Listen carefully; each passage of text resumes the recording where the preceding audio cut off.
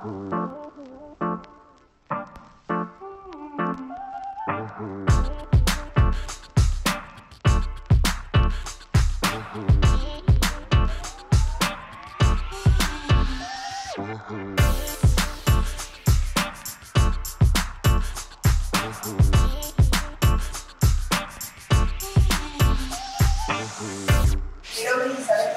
editora de proyectos estratégicos que tiene financiero, además de la edición impresa, pero lo más importante es que lidero una comunidad que se llama Somos Financieras, que en conjunto con CLA Consulting está lanzando hoy día la primera edición del estudio Impulsando la Diversidad. Hoy día vamos a conocer cuáles son los principales resultados de este estudio, pero además vamos a tener un panel de conversación con 3 interesantes invitados, quienes nos van a analizar estos resultados a la luz de su propia experiencia. Y eso va a ser muy enriquecedor.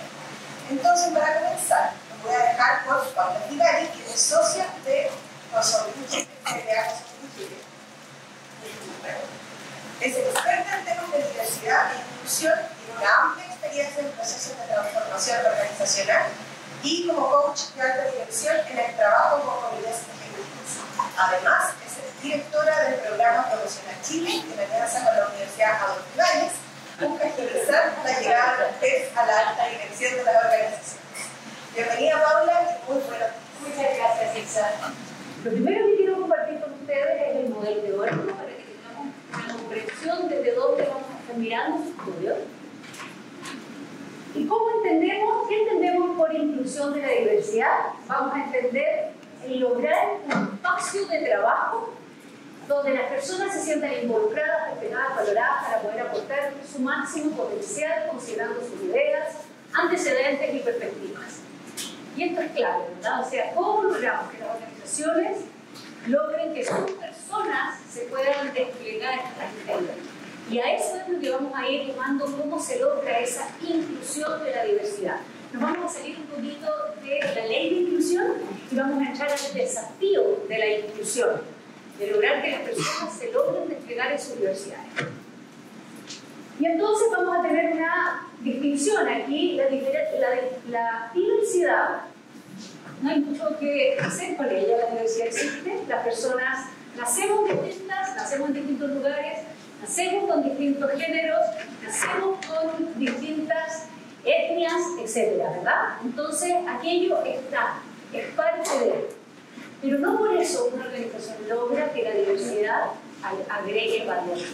Para que eso ocurra, hay que hacer un trabajo en inclusión, que es la capacidad de una organización de alcanzar la participación activa de todos sus miembros en la creación de valor. Por ende, la inclusión es una opción, es algo que las organizaciones deciden hacer para poder obtener, sacar, potenciar el valor de la diversidad de sus personas. Incluso sin tantas ganas de hacerlo, algunas organizaciones entran en esto y empiezan algunos equipos a movilizarse, ¿verdad? Y empieza entonces el primer movimiento en esta conciencia inclusiva. Luego viene un siguiente nivel, que es cuando ya la mirada está más desde la igualdad y es todos aquellos esfuerzos que hace una organización para la composición de una fuerza de trabajo diversa que permita garantizar la paridad. Aquí tenemos todas las iniciativas que tienen que ver con lograr equipos diversos, igualdad salarial, etc. En estos dos niveles está todo lo que es instalar ciertas políticas también. Tenemos lo que nosotros llamamos un trabajo más técnico, o sea, el hacer cosas, pero no necesariamente se ha logrado lo que nosotros llamamos como un trabajo más adaptativo, que es lo que comienza a ocurrir en el tercer nivel, cuando vamos a tener una mirada desde el negocio. O sea, las personas al interior de la organización saben, reconocen que esto aporta un valor al negocio y al progreso de las organizaciones. Entonces comienza a haber un mindset distinto. Yo quiero tener un equipo diverso porque sé el valor que tiene y entonces empiezo a movilizar y empiezo a ser un referente para que se hagan cosas al interior de una organización. Y el tercer nivel, que es un nivel donde está la mirada desde la inclusión como un eje valórico que entrega capacidad adaptativa a la organización, donde es una organización que en sus 5 dimensiones, propósito, estrategia, cultura, talento, está todo alineado para poder ser coherentes con la inclusión de la diversidad. Vamos a tener 3 índices de inclusión de la diversidad que van a ponderarse, que es el índice de apertura a las diversidades, que es lo que las personas reportan, cómo es su organización en torno a las distintas diversidades, el índice de percepción de inclusión, que va a ser cómo perciben las organizaciones la experiencia con el propósito, con la estrategia, con la cultura y el talento. O sea, cuánto hay una estrategia de diversidad, con planes estratégicos, con KPI, con gestión de aquello. Cuánto existe una cultura, o sea, con dinámicas que son inclusivas, liderazgo, que son capaces de sacar lo mejor de sus personas. Cuánto existe una organización que se alinea el propósito de la organización con la inclusión de la diversidad. Y cuánto en el talento hay planes específicos para poder potenciar las distintas diversidades al interior de la organización, para que puedan desarrollarse y crecer. Y lo otro es que vamos a tener el índice de estructura, que se va a referir a todos aquellos indicadores de gestión, políticas y prácticas habilitadoras de la inclusión. Entonces, estos van a ser los 3 índices que vamos a estar mirando. Todos ellos son desde la percepción de las personas. Cómo perciben los individuos aquello en sus organizaciones. El estudio, entonces, tiene una sección de la encuesta que consta de preguntas de percepción distribuidas en estas 3 que les acabo de contar: apertura a la diversidad, percepción de inclusión y estructura. Luego tiene preguntas de indicadores de progreso organizacional, y aquí seleccionamos 4 que tienen que ver con satisfacción del cliente, con el compromiso de los colaboradores, con la respuesta al entorno y con la creación de líneas de negocio. Y también tiene preguntas demográficas. Los participantes son 307 encuestados, más de 20 industrias de todos los cargos y diferentes tamaños de empresas. Y entonces, hallazgos generales que encontramos, lo que nos muestra el grupo que contestó esta encuesta es que el índice de inclusión de la diversidad aparece un 71,3. O sea, estaríamos en lo que nosotros llamamos la mirada desde la igualdad. La mayor cantidad de las personas perciben que sus organizaciones están haciendo un esfuerzo en instalar, habilitar nuevas formas de trabajo, nuevas prácticas, sus estructuras están movilizándose, pero todavía no existe lo que está en el tercer nivel, que es el cambio del mindset de la persona al interior de la organización para poder relacionarse de una forma distinta que potencie lo que se está movilizando. Si es que miramos entonces ahora el índice de madurez de inclusión de la diversidad por industrias, por supuesto que vamos a encontrar, aquí tenemos la mayor cantidad de las industrias entre el nivel 1 y el nivel 2. Y no es tan raro, ¿verdad?, que tengamos en el nivel 3 desarrollo tecnológico y retail, dado que son organizaciones que miran mucho hacia afuera, que están permanentemente innovando, tratando, transformándose y de alguna forma están mucho más en procesos de transformación y evolución.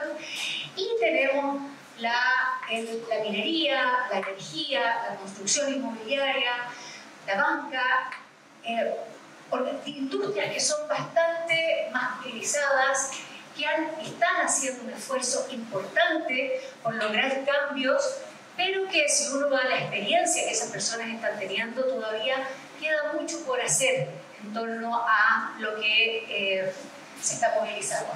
Entonces aquí podemos ver, bastante consistente también, por supuesto, con el índice general, que todavía tenemos harto por hacer, y es lo que el estudio nos va a ir mostrando. ¿Qué es aquello entonces que necesitamos ir enfocándonos para ir logrando un cambio y una evolución en estos niveles de conciencia? Algunas conclusiones.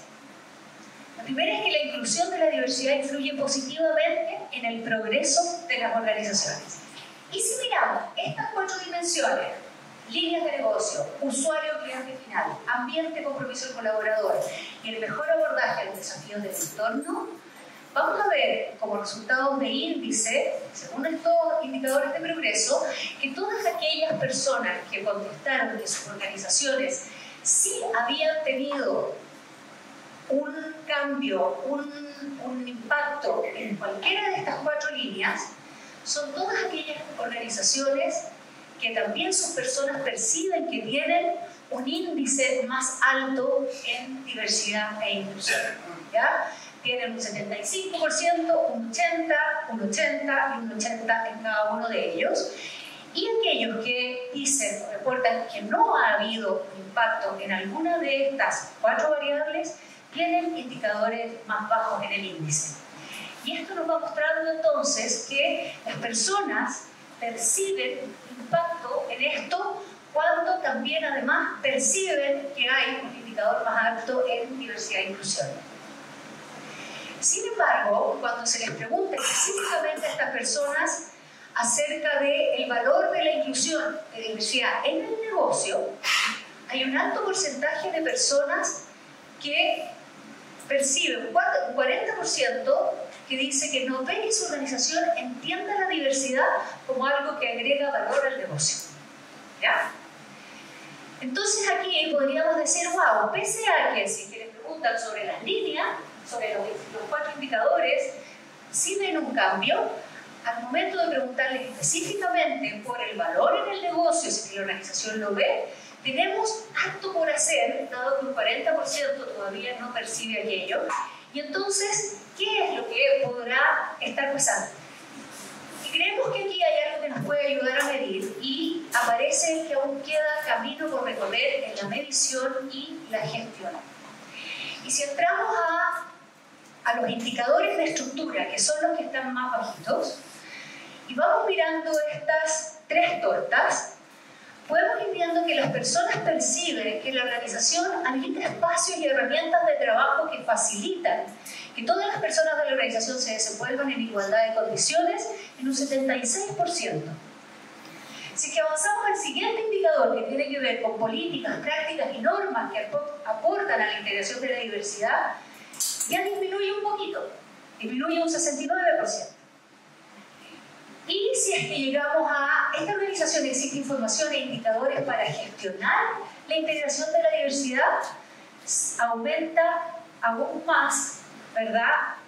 Y entonces podemos empezar a decir, quizás aquí cada uno de estos indicadores va haciendo que cada vez existe un trabajo que es más serio, más profundo, más adaptativo, menos técnico. Porque cuando estamos en lo que implica gestionar indicadores, no solamente reportar los indicadores, sino que empezar a hacer gestión con ellos, es que comienza la atención al interior de las organizaciones para poder lograr cambios que sean cada vez más profundos y significativos.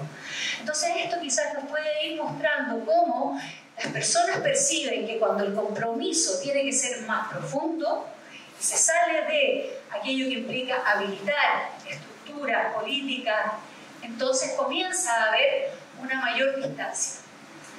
Existe mayor apertura a algunas diversidades y aquí evaluamos 6 diversidades: discapacidad, identidad de género, orientación sexual, edad, etnia y género.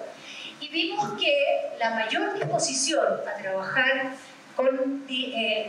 con las personas independientemente de es con la etnia y con el género en un 84 y 85%. Y la menor disposición está en discapacidad e identidad de género, estando entre medio las otras 2. Y aquí podríamos pensar que, bueno, se ha hecho bastante en las organizaciones, en estas 2 que tenemos acá. Las demás arriba implican, y aquí vuelvo a insistir, más desafío adaptativo. O sea, la discapacidad puede tener que ver con... Hay sesgos que hay que poder derribar, hay sesgos en torno a la discapacidad, de cuán capaz es esta persona, cuánto me tengo que hacer cargo de esta persona, cuánto realmente escucha, cuánto realmente o se puede enfermar más. O sea, tengo una cantidad de sesgos, cambios de mentalidad para poder trabajar quizás con las personas con discapacidad. Y se ha visto también que la identidad de género genera también una sensación de no entiendo qué es lo que pasa con esta persona, no entiendo quién es, no entiendo qué es, y eso de alguna forma puede generar mayores resistencias. Por ende nos muestra nuevamente que mientras más cargas hay que asumir, mientras más costos implica trabajar con algunas diversidades, entonces empieza a aumentar aquella resistencia. Y esta data es interesante también si vemos mujeres versus hombres. Tenemos varias están bastante equiparadas, pero en discapacidad tenemos que para las mujeres es más difícil trabajar con la discapacidad. Y es interesante también esto porque vamos a mirar posibles interpretaciones. Por supuesto que ustedes pueden tener posibles interpretaciones también. Las que nosotros hicimos tienen que ver con el trabajo adaptativo nuevamente y cuánto las mujeres son, de alguna manera, también han sido minoría. De alguna manera también tienen esta tendencia o la expectativa puestas en ellas desde la sociedad del cuidado y de alguna forma pueden sentirse más responsables, más culpables de no hacer lo que se tiene que hacer bien hecho para poder trabajar como una persona con discapacidad. Puede tener que ver con eso, con la cantidad de trabajo que requiere y la responsabilidad que implica. Y la culpa, que muchas veces está también más presente en el género femenino que masculino. La edad influye en la mirada de la inclusión de la diversidad. Y aquí tenemos la naranja, es la percepción de estas 4 dimensiones, la azul es la estructura, la apertura a las diversidades es la de más arriba y la puntiaguda es el índice general. Y aquí me gustaría quedarme principalmente con la apertura a las diversidades, dado que las otras son bastante coherentes con lo que hemos ido viendo. Y creo que es interesante mirar que las personas entre 25 y 34 años son las que perciben que en sus organizaciones existe menor apertura a las diversidades.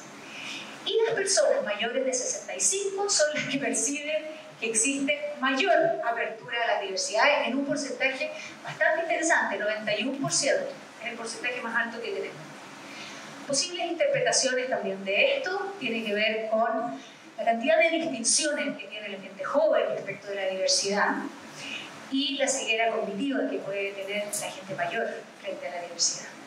Y entonces no ven que hay un problema o no ven a veces y reportan que estamos bien, para que vamos a seguir haciendo más cosas, estamos funcionando suficientemente, aquí no hay problema, aquí toda la gente puede pensar y decir lo que piensa, pero hagan lo que yo les digo y no ven esa incoherencia que puede existir. Las personas jóvenes, por el contrario, ven todo aquello. Y esto nos muestra también el desafío. ¿Cómo tenemos una facción que está muy apasionada, muy abierta probablemente por poder lograr cambios, y otra facción que puede estar más en la ceguera, y ambas son parte del desafío? Ambas son facciones que tenemos que movilizar para poder avanzar todos juntos en la inclusión de la diversidad en las organizaciones. Creemos que para lograr un cambio significativo, sostenible, necesitamos ver el impacto de la inclusión de la diversidad en el negocio y en el progreso de las organizaciones. Tenemos que poner nuestro foco en cómo empezar a lograr aquello para que el nivel de conciencia de las personas entonces comience a evolucionar. Y para esto proponemos la conexión entre la diversidad y el negocio. Es importante la comunicación y dar visibilidad al tema, pero no como tendemos a hacerlo solamente, lo vamos haciendo bien, vamos avanzando, pero necesitamos que haya una mayor visibilización de la sinergia, de esta interacción virtuosa que existe entre el negocio y el mayor índice de diversidad e inclusión. Y para eso necesitamos empezar a poner mucho más foco en la gestión de los indicadores. Sin gestión no se avanza, y es la gestión la que pone el foco, la atención en que la organización se pueda mover para poder lograr avanzar en esa línea. Y finalmente tenemos cegueras y por ende intervenir de forma estratégica para lograr el trabajo adaptativo y el compromiso de todos, dado que tenemos que poder abordar a toda esta facción que puede tener mayores cegueras frente al tema, no ver un problema y que muchas veces son ellos los que están en las tomas de decisiones, son ellos los que están en los altos cargos, para poder guiar a que se movilicen estos indicadores y tengamos una estrategia que nos permita tener un plan y entonces avanzar en esa línea. Hay que poner presupuestos, ¿verdad?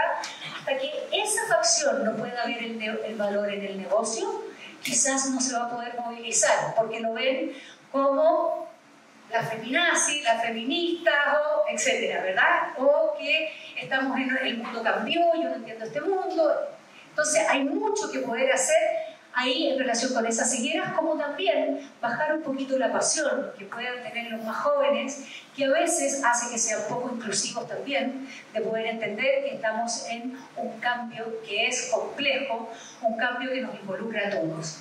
La inclusión de la diversidad es un desafío complejo, se requiere movilizar, hay que vivir los costos que implica salirse de lo políticamente correcto, los costos que implica salirse de solamente aquello que queremos instalar, políticas, estructuras. Tenemos que empezar a profundizar en lo que es el cambio adaptativo de las personas, en el mindset, para avanzar en esa mentalidad y comportamiento que el nuevo paradigma requiere. Por ende, para todos nosotros, este cambio requiere ejercer liderazgo.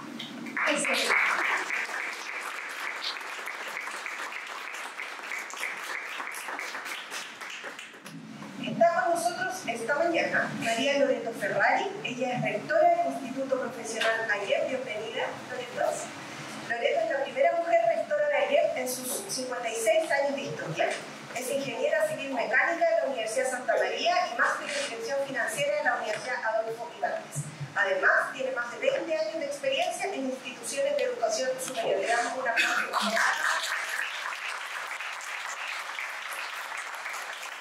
Está con nosotros también Nicolás Fuenzalida, cofundador y Chief Commercial Officer de Políglota. Nicolás es licenciado en Filosofía de la Universidad Alberto Hurtado y tiene un magíster en Psicología Organizacional de la Universidad Adolfo Ibáñez, además de un diploma en Liderazgo e Innovación, en Empresas de Tecnología en el MIT. También es profesor, mentor e inversionista ágil. Así que un aplauso para Nicolás. Y cerrando este panel, tenemos a Álvaro Aguilar, quien es director ejecutivo de la Fundación Ronda, una organización sin fines de lucro, especialista en gestión de la diversidad, equidad e inclusión. Álvaro es sociólogo de la Universidad Alberto Hurtado y anteriormente estuvo a cargo de liderar la implementación de la Ley 21.275, que exige a las empresas de 100 o más trabajadores contar con un gestor de inclusión laboral en el marco de la Ley de Inclusión. También fue jefe de estudios de la Fundación Chile. Bienvenido, Álvaro.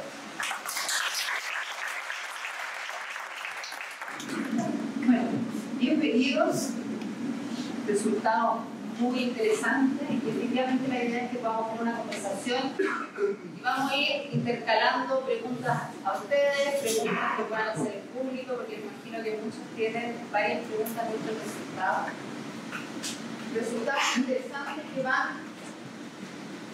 mostrando cada vez más que a pesar de todos los avances que hemos tenido en los temas de inclusión y diversidad, sigue estando un desafío muy importante de poder ir profundizando y realmente generando una cultura y un mundo más. Entonces, partamos un poquito, Álvaro, desde tu experiencia también y desde lo que estás ahí liderando. El índice de apertura a las diversidades es el más alto de los tres índices. Como pudimos ver, el índice de apertura a la diversidad es uno de los más altos, ¿no? Y ahí hay también diferencia en cuanto a qué tipo de diversidad las personas o las organizaciones trabajan. Desde tu experiencia y los esfuerzos que ustedes han hecho, gracias a los resultados, ¿qué es lo que has podido ir viendo tú? ¿Cuál es el desafío que visualizas en tu hermano? Sí, desde nuestra experiencia los resultados son súper consistentes con lo que vemos en las organizaciones permanentemente. Nosotros como Fundación Ronda llevamos 9 años trabajando por la diversidad y la inclusión y nos hemos ido dando cuenta que efectivamente los temas que más nos están costando a las organizaciones poder abarcar es la inclusión de personas con discapacidad y materias relacionadas con identidad de género, como aparece en la línea de estudio. Nos sorprendió un poco, eso sí, la distribución por industria. No quiero entrar en la polémica ahí de decir tema de equidad de género avanza mucho más rápido porque también es algo súper reciente. O sea, recién se impulsó, yo diría que hace 10 años, en las organizaciones, temas relacionados con cuotas en la gerencia, la industria minera ha tenido un impulso bien grande también en aumento de participación femenina, porque tienen los recursos para hacerlo, no como otra industria, pero hay algo también súper reciente, tiene 10 años, yo diría máximo de avance, y temas relacionados con diversidad sexual, que aparece también como diversidad sexogenérica y identidad de género, un tema que está avanzando recién, mucho más lento, creo yo, más rápido eso sí que el tema de discapacidad, pero todavía es un tema incipiente. Y ahí me quiero conectar con educación. ¿Qué desafío estás viendo tú a nivel educacional, uno como país quizá, y después desde lo que tú estás mirando, qué es lo que están haciendo, tanto a nivel como organizacional, quizás también como alumno? Porque esto ahí... Nosotros, cuando hablamos de organización, hablamos de 3 estamentos, ¿no es cierto?, de una comunidad que tienen comportamientos distintos, que tienen, ¿no es cierto?, nosotros como cuerpo directivo, administrador, digamos, lo que es colaboradores propiamente tal, ¿no es cierto? Para ponerlo en contexto, nosotros somos 1.500, ¿no es cierto? Hay 4.500 docentes que son prácticamente laborales, porque hay educación técnica, que tienen su propio trabajo, que trabajan con nosotros y que tienen un grado de compromiso súper alto, pero viven otra realidad. Y nosotros tenemos 95.000 estudiantes, ¿no es cierto?, que nosotros los consideramos como parte de nosotros, evidentemente, de nuestra pega. Entonces, cuando hablamos de temas de diversidad e inclusión, es difícil juntarlo todo. Entonces, cuando nosotros hablamos del mundo educacional, mi pregunta sería, ¿estamos hablando de la organización propiamente tal o estamos hablando de todo el ecosistema? Porque resulta que, por ejemplo, nosotros hace varios años, pero 2 o 3 años ya tenemos una encuesta anual de diversidad, inclusión y una serie de cosas más, digamos, de convivencia básicamente dentro de nuestras organizaciones, y la tenemos parcelada, y los números que tenemos son súper distintos, ¿no es cierto? Y voy a dar un ejemplo. Entre el grupo estudiantil, y eso es un tremendo desafío, entre el grupo estudiantil que no contesta, no quiero decir que esto sea súper significativo porque la verdad es que contestan poco, hay casi un 28% que, digamos, de manera explícita manifiesta que pertenece a la comunidad LGTB o alguna diversidad de ese tipo. Casi el 30%. En identidad de género, entre los estudiantes, el 8% manifiestan no ser binario de tener alguna forma, digamos, no sé, un género, por decirlo de alguna manera. Súper alto. En la comunidad LGTB, entre los docentes, es más del 15%. Pero usted va a los colaboradores y llega a 10. Entonces estamos hablando de 10 versus 30. Entonces, ¿qué nos pasa ahí? Nosotros cuando empezamos a trabajar en 2017 por un tema bien puntual, que tuvimos una serie de problemas de salud mental en la comunidad LGTB, que en ese tiempo ya era bastante grande. Nosotros tenemos algunas series, algunas carreras que concentran, ¿no es cierto?, un número importante de estudiantes de educaciones sexuales distintas a la, digamos, tradicional. Perdona, ¿qué es mi carrera específicamente? La carrera de arte y diseño, nosotros tenemos una carrera de estética profesional, por ejemplo, que son altísimas, aunque tú no lo creas, en el área de salud también hay un porcentaje bien importante. Y entonces, ya en 2017, nosotros partimos con ciertos lineamientos a nivel institucional y con acciones de práctica, baños mixtos, ¿no es cierto?, reconocimiento del ámbito social. Eran todas acciones descolgadas de nada, por decirlo de alguna manera. En el afán, como tú mencionabas ahí, de generar un ambiente para los estudiantes en el que todos estábamos muy comprometidos, que ellos se sintieran respetados, se sintieran, ¿no es cierto?, bien acogidos, se sintieran, sobre todo, seguros. Seguimos en esa línea, pero en 2021 nos dimos cuenta que eso no premiaba a la organización. Entonces en 2021 tuvimos que acabamos con política, ya tenemos un comité de género y diversidad, ¿no es cierto?, de inclusión, tenemos una política integral, estuvimos trabajando en esta encuesta que ya llevamos 3 años haciendo, y entonces ahí apareció el tema del comunicador. Todo esto lo estoy diciendo al margen de la normativa, porque aquí el regulador ha hecho esfuerzo enorme, igual que en todos lados, ¿no es cierto?, por imponer una normativa que tenemos que cumplir. Nosotros tenemos a la Superintendencia de Educación supervisando la ley 21.369 y les digo que las sanciones son draconianas. Pero ni la Superintendencia tiene muy claro qué es lo que tiene que, para dónde tiene que ir y sancionar. Entonces, claro, obviamente todos tenemos que cumplir con la normalidad, pero voy más allá de eso. Entonces, ¿qué hacemos con el indicador? ¿Y cómo lo metemos en el plan estratégico? Para que después no se pierda, ¿no es cierto? Para que después lo que... Entonces, empezamos a trabajar con entidades externas que de alguna manera nos ayudaron a volcar indicadores y nos obligaron, por compromisos adquiridos, por sostenibilidad, por el área de sostenibilidad, nosotros lo marcamos ahí, entonces estamos en RECIE, tenemos certificación de, estamos en campo sustentable, todas ellas tienen indicadores que tenemos que cumplir y que tenemos que progresar en diversidad y eso nos permite tener un cuerpo normativo, ¿no es cierto?, que de alguna manera es más amplio que la diversidad porque es desarrollo sustentable, lo entendemos nosotros como una dimensión que es parte de nuestro plan estratégico y que está avalado por el externo. Entonces, la verdad, ¿por qué es tan complejo? Porque las comunidades educacionales son todas muy distintas. El grueso de la comunidad, digamos, docente, académica, son comunidades en general bastante antiguas, bien resistentes, y yo diría sobre todo que obedecen a algo que pusieron ahí en el estudio que me parece el día a día, que tiene que ver con ya, pero si tú ya llegaste a la rectora y no tenemos nada escrito, entonces, y el comité de rectoría son, pues exagerando, no sé, así, pero son la mitad mujeres, entonces, estamos súper. Y entonces, y estamos haciendo todo por los estudiantes. Se ha concentrado mucho el trabajo en generar campus que sean de alguna manera respetuosos por los estudiantes y tiendo a pensar que lo que se ve ahí tiene que ver con las organizaciones propiamente. O sea, cuando tú estás poniendo dos grupos interesantes que probablemente los estudiantes, siendo jóvenes y con esos porcentajes que se autodeclaran en el estudio, ya vienen con una mentalidad que también lo contaste un poquito a ver, desde un lugar bien distinto, se paran y pueden hablar de las diversidades mucho más libremente.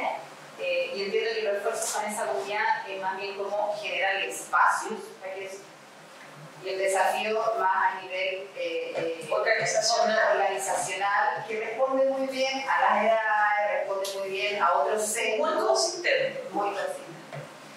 Y vamos a volver al tema de los indicadores, porque creo que ahí hay un desafío súper interesante en términos de qué es lo que se mide. Se está midiendo diversidad, como pone la Paula y un poquito desde el estudio de ¿estamos midiendo el impacto que genera esa diversidad o solamente estamos midiendo el tener, ¿no? El contar con eso? Y vamos a ir para allá. Pero antes de eso, hay otro hallazgo que es muy interesante, que tiene que ver justamente con todos los indicadores nos mostraron, o sea, los resultados nos fueron mostrando que las organizaciones más inclusivas tienen mayor resultado o mejor progreso, ¿no? En las cuatro variables o las cuatro dimensiones que nosotros identificamos en el estudio. Pero a pesar de que esa es la evidencia, en las mismas respuestas se percibe que las organizaciones no están percibiendo este valor justamente en el negocio o en... Y creo que es bien central eso, ¿no? Porque también puede ir orientando un poquito el tema de los indicadores, pero solamente con ese hallazgo y desde tu experiencia, que más bien es una startup, ¿cuál crees que es el desafío que está ahí? ¿Qué es lo que nos está pasando? Que a pesar de que todo nos demuestra y nos muestra que esto es importante, no lo estamos percibiendo de esa manera. Primero, bueno, la verdad que Políglota son como un outlier de que como que nos definimos desde hace mucho tiempo como empresa en la diversidad. Nosotros somos una startup, nosotros lo que hacemos es enseñar idiomas para los que no saben de manera online, conectamos a personas de toda Hispanoamérica, con profesores en grupos pequeños y ambientes sociales, que la gente se conozca. Y en ese sentido, el tema de la diversidad, de todo tipo, partiendo por la cultural, que está en nuestro propósito, no está en Morera acá, que en el fondo es como nuestro propósito como organización se hizo bottom-up, o sea, bottom-up. Ese es el primer punto. Yo creo que muchas de las cosas que suceden en las organizaciones, cuando tratan de empujar ciertas cosas, cuando son muy top-down, cuenta que me pega.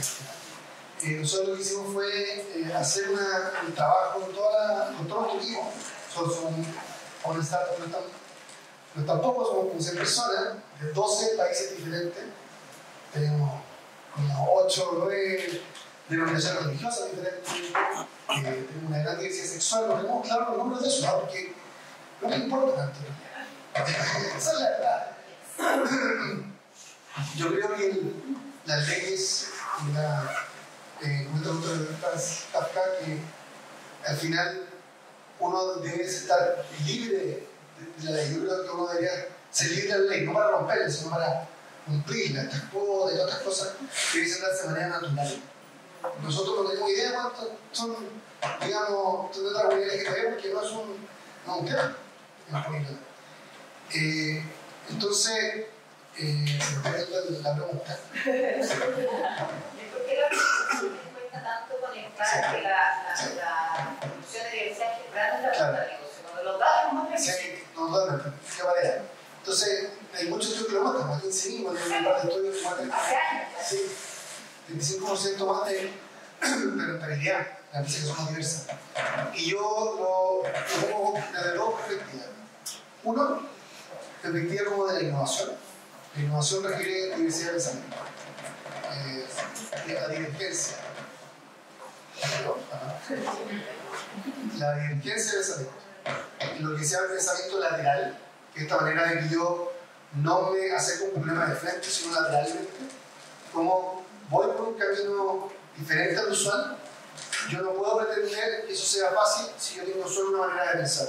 Por lo tanto, en el tipo de innovación, en la empresa, para generar cambios más sistemáticos que puedan iterar permanentemente, tenemos que ser más diversos. En términos de género, de cultura, de pensamiento, de forma de inteligencia.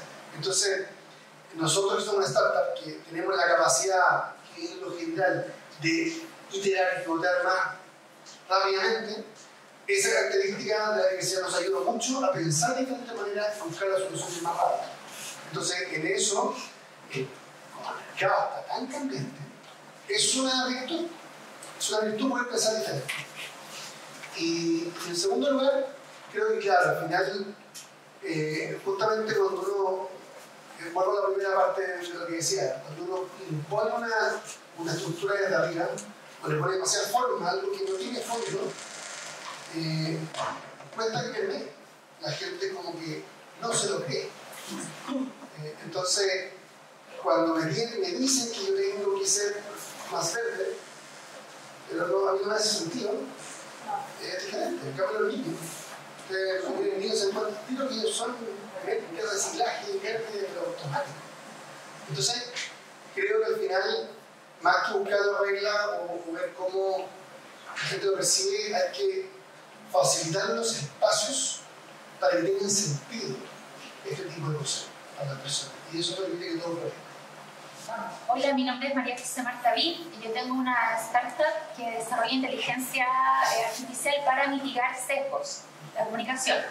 Entonces, en base a mi experiencia, quería preguntarles a ustedes cómo ven la incorporación de tecnología en los procesos de capacitación, inclusión, diversidad. He visto que en Estados Unidos y en Europa es muy común que empresas utilicen tecnología de distintos tipos para combatir estos fenómenos, y en Latinoamérica ha sido muy baja como el uso. Hay mucho temor, mucho susto con los datos, con la información sensible. Quería saber cómo lo ven ustedes, qué experiencia han tenido. Muchas gracias. Bueno, primera pregunta, yo creo que hay varias maneras de responderlo. Uno es el tema del contenido y los cambios. Nosotros trabajamos en educación. Entonces, efectivamente, nosotros creemos que el contenido es un commodity.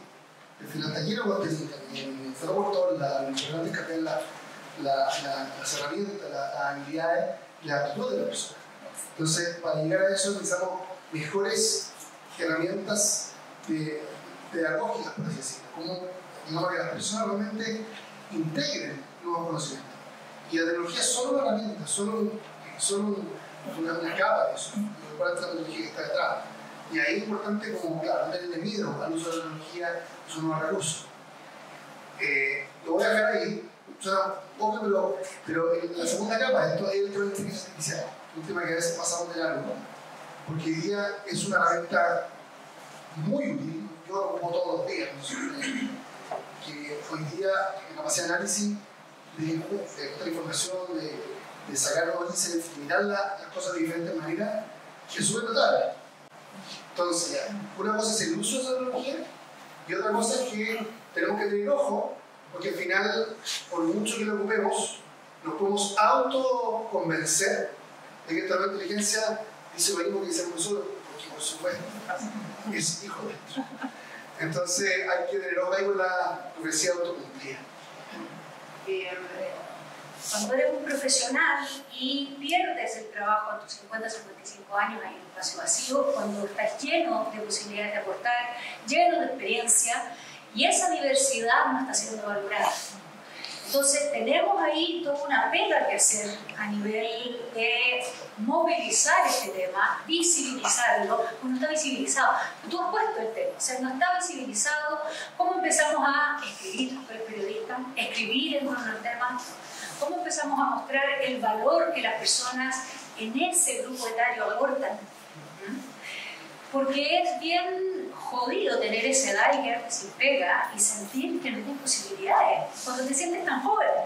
Yo tengo 56, entonces siento que tengo todo por aportar. Siento que estoy en un momento de la vida en el cual tengo de más para aportar o tenemos para aportar algo que tiene sabiduría. Por fin ya tenemos un manejo de temas desde una mirada más sistémica, entonces creo que tenemos mucho que hacer ahí en términos de visibilizar el tema. Y ahí, como tú dices, está totalmente abandonado. Y también podríamos ver qué pasa ahí con salud mental, qué está pasando con ese grupo, empezar a hacer quizás algunas correlaciones que vayan haciendo que el nivel de tensión aumente para empezar a hacernos más cargo de eso, porque cada vez estamos mejor a esta edad. Ahora, hacer un comentario, además de que a los 50 años la persona está totalmente ajustada para seguir trabajando, también se ha ido postergando el ejemplo de la maternidad, formar una familia, y eso también implica que a los 50 años la gente todavía tiene hijos en el colegio. Y es una carga de responsabilidad financiera mucho más alta de la que tenían nuestros padres, por ejemplo. Y por lo tanto, a los 50 años está vinculado con lo que tú decías de la carga mental, de la salud mental. Si tú tienes que pagar colegio a los 50 años, obviamente, si te quedas sin pega, estás en una posición mucho más vulnerable. Y por lo tanto, puedes caer en una depresión, en una mental, y con todo lo que eso representa. Entonces, como que no hemos ido cambiando el mindset para poder mirar la evolución. Somos lentos los seres humanos, tendemos al equilibrio permanentemente. Entonces, si no hay voceros, si no hay movilización, si no hay liderazgo, no ocurre, no lo vemos. Quisiera agregar algo ahí porque justamente yo trabajo como investigadora en BUC y se nos ha levantado un montón este tema en el fondo. ¿Qué pasa con estas personas sobre 45, sobre 50 años? Y con eso... desde 45. Entonces, desde 45, o sea, te echan desde 45 y de repente puedes tener esa dificultad. Y empezamos a levantar esta información y nos dimos cuenta que, claro, actualmente lo que se está usando más, como la persona busca trabajo, tiene muchas dificultades, entonces ahora, por ejemplo, hemos conectado con organizaciones que lo que hacen es capacitar a estas personas para que puedan emprender. Entonces ahora haciendo este estudio también vemos que emprendimiento y trabajos independientes están mucho más marcados por personas sobre 50, 45 años, por lo mismo, porque en el fondo ese es el plan B. Esa es la capacidad adaptativa que tienen estas personas de decir, mira, puedo seguir buscando, seguir tal vez con esta como estrés, en el fondo este tema salud mental, entonces opto por esta otra opción. Quiero sumar una cosa más, yo creo que el tema de la edad parece que se tomó en la conversación, pero solamente para llegar incluso a otro nivel de lo que va a venir un par de generaciones más. Las próximas generaciones, nuestros hijos o nietos, los que han leído el Yuval Noah Harari, o sea, la longevidad puede cambiar radicalmente de que los próximos 100 años. De aquí a 100 años la gente podría estar viviendo 150 años. Entonces, la gente ahora va a haber problemas sociológicos, de comida, de matrimonio, de todo. Porque al final va a cambiar por completo y esto va a llegar. Entonces, lo que estamos haciendo hoy día y las versiones que tomemos van a poner el pavimento de lo que tenemos que decir, que es más complejo. Estaba la otra vez haciendo una presentación en diversidad y el gerente general tiene una mirada en la línea de lo que muestra el estudio. Es muy interesante. Y cuando ve en los niveles de conciencia y ve el desafío, de repente dice, wow, dentro de poco yo voy a lograr a ser una minoría. Se nota como él hace un clic de conectarse con entrar a ser, no hay nada que te genere más empatía que pasar a ser parte de la minoría. Y por ende es tan importante entonces visibilizar lo que esas minorías viven para poder conectar con las personas si no nos vemos. Mira, es súper interesante el tema del aporte que pueden hacer las empresas. PricewaterhouseCoopers está haciendo, hizo un piloto contratando gente mayor. Y me contaba Federico, nuestro amigo, que ha sido estupendo el resultado, pero es un piloto. Entonces, de alguna manera, es lo que tenemos que visibilizar. Tú pones un tema que es la minoría, ¿no? Con la ley de inclusión apareció el tema de la discapacidad, con el tema de social, socioeconómico, va a empezar a aparecer probablemente muy luego también ya un tema, cuando se empieza a incorporar. O sea, cada día vamos teniendo distintas como diversidad y las organizaciones empiezan a hacer la pregunta, bueno, ¿cómo empezamos a incluir a esto? Y la tendencia natural es a empezar a hacer leyes, políticas, estructura, mucho tema bien técnico. Y sabemos que eso ayuda, es importante, es necesario salir, pero tendemos a poner el foco siempre ahí.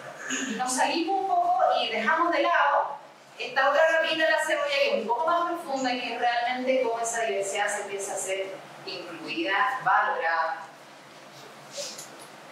Y ahí aparece el hallazgo también en el estudio que tiene que ver un poco como con los indicadores de gestión. ¿Qué es lo que estamos midiendo? ¿Estamos midiendo la estructura? ¿Estamos midiendo el contacto con la política? ¿O estamos realmente midiendo cómo diversidad agrega valor? Entonces, desde la experiencia de ustedes, ¿qué es lo que se está haciendo justamente para empezar a apuntar que la gestión de estos indicadores no estén tanto en los habilitadores, sino que más bien en el valor que agrega hacia las organizaciones? Son complejos porque tú no tienes una piel de ese tripálido, entonces normalmente una cosa o la otra, digamos, o miles de cosas. Nosotros empezamos a trabajar el tema de inclusión justo antes de la pandemia, entonces además fueron 2 años en que no tuvimos mediciones razonables de nada. Yo creo que uno parte con los indicadores, como tú dices, que tienen que ver más demográficos, por decirlo de alguna manera, por lo menos así es la experiencia de nosotros, de partir, oye, ¿cuántos tenemos migrantes? ¿Están bien o no están bien? Y va evolucionando, por lo menos nosotros hemos llegado hasta ahí, no hemos llegado a resultados ni a contribución. Sí estamos en la etapa de medir si la gente de alguna manera valora esta diversidad. La valora desde el punto de vista de la contribución a la actividad que tenemos y la valora también desde el punto de vista de la convivencia. Eso es lo que hemos logrado medir hasta ahora. Medimos permanentemente compromiso y sí yo podría decir que en los últimos años, y no podría decir si esta es la razón u otra, pero sí hemos tenido niveles de compromiso muchísimo mayores de lo que teníamos antes, pero también podría deberse, yo siempre digo, a que se hizo un esfuerzo consciente en la pandemia, por ejemplo, de mantener a toda la gente, ¿no es cierto? Entonces, ¿qué otras áreas no hicieron? O sea, otra digamos, ámbito económico, por decirlo de alguna manera. No podía establecer una línea de tiempo. Y creo que ahí es donde hay un problema. A que en cualquier ámbito, por lo menos lo que nos pasa a nosotros en el ámbito educacional, que se nos pide que miramos la construcción de vinculación de género, la construcción de innovación, ¿no es cierto? O el impacto que tienen las comunidades, son tan multidimensionales que es difícil hacer esa correlación tan directa entre esto o la causalidad, va a ser en concreto, no correlación, más bien una causalidad entre una cosa y la otra. Pero sí avanzamos hemos avanzado en temas que son más cualitativos de percibir, o sea, de entender cómo está percibiendo cada una de las comunidades el valor de la diversidad. Y me imagino que en algún futuro, y no lo hemos planteado todavía, porque creo que en el mundo educacional es difícil medir, pero puede ser una nueva línea de negocio, o, ¿no es cierto?, se matricula más gente, o se titula más gente, o les va mejor en la vida. Es difícil poder traducir digamos, a resultados de negocio en la actividad. Sí, por el momento, los resultados profesionales se han hecho bastante bien. Es una pregunta que se contesta. Yo solamente voy a aportar con la experiencia nuestra que medimos mucho en las startups. Tenemos mucha medición de todo lo que hacemos, todo lo que se van a nuestros clientes, cuánto tiempo, qué hacen, dónde hacen clic. Y la gran conclusión, y eso yo creo que es algo que tenemos que seguir haciendo con la encuesta, es que la película fue más que la startup. Es una película de mediana resolución más útil que una foto de alta resolución, en el sentido de que tengo que medir permanentemente y ver cómo ha ido cambiando, ojalá por otros parámetros, más allá de sacar la foto muy detallada porque termina de ser. Entonces la medida que yo voy siendo permanente, constante, ahí el desafío para este estudio, y sigamos haciéndolo y veamos cómo va a evolucionar. Sí, sí. Para mí es un asunto aritmético, básicamente. Si uno va, o si una organización va a buscar respuestas siempre en el mismo lugar, en una sociedad actual, con la cantidad de diversidad que existe, con los problemas cada vez también más cambiantes, más acelerados, no va a lograr buenas respuestas si va a ir siempre al mismo lugar a buscar esa respuesta. Creo que le pasó al presidente Piñera con el tema del estallido, porque siempre fueron a buscar la respuesta al mismo lugar, no se encontró una interpretación de lo que estaba pasando. Le pasó después a los primeros convencionales constituyentes de la primera convención, que también fueron a buscar su respuesta al mismo lugar, no se abrieron al diálogo, no fueron al frente y no encontraron capacidad de empatía o interpretación de lo que la sociedad está exigiendo. Y volvió a suceder a la segunda convención constituyente, de nuevo tampoco una capacidad de diálogo y de encontrar respuesta en la diversidad, que es finalmente lo que genera la posibilidad de avanzar. Así, en ese sentido, como que las organizaciones no solamente tienen que utilizar indicadores para poder medirlo, los indicadores son una parte de las palancas que tienen que girar, no solamente tienen que hacerlo con cultura es necesario permanentemente ir haciendo el cambio con el equipo, también tienen que estar involucrados en los procesos. Esto es un tema de 3 capas, infraestructura, estructura, superestructura. En la infraestructura deben estar los procesos, debe estar la cultura, ahí debe estar transformando permanentemente la organización, entendiendo para que teniendo sesgo, para que no se trabaje en base a estereotipos, pero eso no puede ser solamente mediante capacitación. En la estructura eso debe estar establecido en los procedimientos. Si yo voy a contratar, finalmente el sesgo de la persona automáticamente opera, así que como organización tengo que implementar ciertos procedimientos o poner un ciego, por ejemplo, para que no exista ese sesgo, o proyectos, cuotas, pilotos de incorporación de grupos minoritarios que no están representados en la organización. Por ejemplo, una industria muy masculinizada, una cuota de 1% de mujeres quizás no va a servir, incorporar a una mujer en un área tampoco va a servir, un programa piloto, incorporar un grupo que vaya aprendiendo juntos y que vaya haciendo la transformación en el equipo, eso va a servir y va a impactar en la definición de esta sobreestructura que son los indicadores que nosotros queremos como organización medir e impactar. Si no están los otros dos movimientos, no lo vamos a lograr, así que tiene que ser nosotros. Hay harta capa de proceso, pero volviendo como con lo que terminó la Paula, ¿no? Este es un desafío muy complejo.